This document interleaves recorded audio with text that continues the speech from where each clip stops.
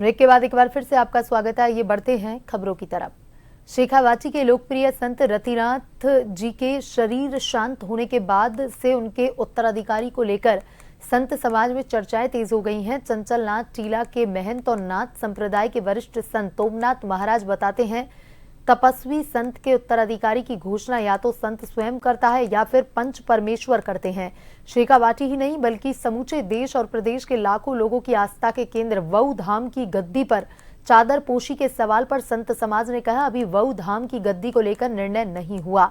बूटिया आश्रम के महंत निरंजन नाथ ने कहा, कोई एक संत ये तय नहीं कर सकता कि कौन वऊ धाम का अगला उत्तराधिकारी होगा।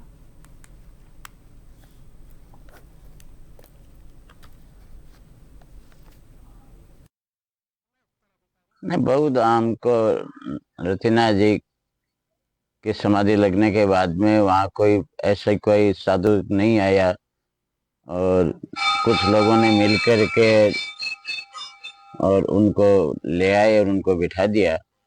कोई साधु समाज की सर्वसम्मति नहीं हुई, कोई उनके भक्तों की सर्वसम्मति नहीं हुई, कोई गांव की सर्वसम्मति नहीं हुई और वो उनका दाना पानी कितना दिन का क्या है, कब मीटिंग होगी, अभी कोई निश्चित नहीं हुआ है।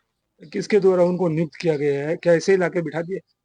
मैंने तो गांव लोगों का ही है उसमें, वो फतेहपुर आश्रम के वो नरेंद्र नाथ जी को साथ लेकर के गांव वालों ने उनको बिठा दिया। बाकी उन किसी को, एक साधु को किसी को अधिकार नहीं है कि वो कहीं कोई गद्दी पर नियुक्त कर दे।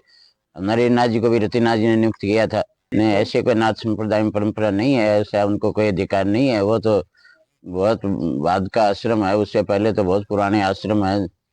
आजकल के समय में जिसके पास पैसा होता है उसकी ज्यादा मान्यता होती है।